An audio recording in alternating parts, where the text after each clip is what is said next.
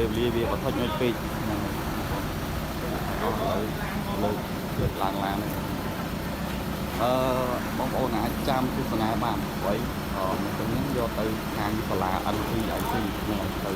ផ្លូវចំណុចកប់ហើយហ្នឹងថាតែពីណាទៅសាលាពេកហ្នឹងអត់បានធ្វើវីដេអូទេបានធ្វើវីដេអូដែលយកចេញទៅថានេះវាចំឲ្យអស់ហើយទូលើនេះខ្ញុំលាក់បងប្អូនហ្នឹងវាបិទចិត្តតែមកស្អែកទៀតពេកមកអានឹងលើកដែរនឹងលើកហើយ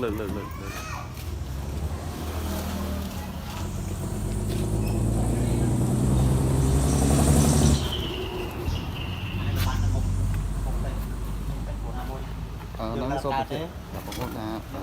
ព្រីវិជីនេះទៅលោកអានេះយកទៅខាងសាលា NPIC ហ្នឹងហើយយកទៅតាំងវិព័ន្ធហ្នឹងបងប្អូនចាំទស្សនាប៉ុន្តែខ្ញុំអត់បានទៅចូលរួមទេណាខ្ញុំគាត់ថាថតវីដេអូពេលដែលយើងទៅដាក់ឡានអញ្ចឹងណា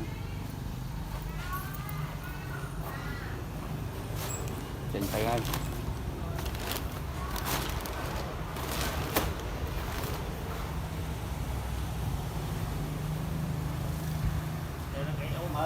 មើលស្ទូទាំងឲ្យស្មានអាហ្នឹង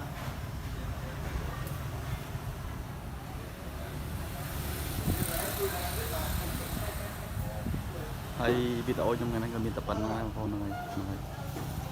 គុណបងប្អូនជួយគ្រប់គ្រងវីដេអូខ្ញុំហ្នឹងហើយជួយ follow page like page ជួយ share ជួយចូលជួយបង្ហាញវីដេអូខ្ញុំអត់មានភ្លើងសុខដែរ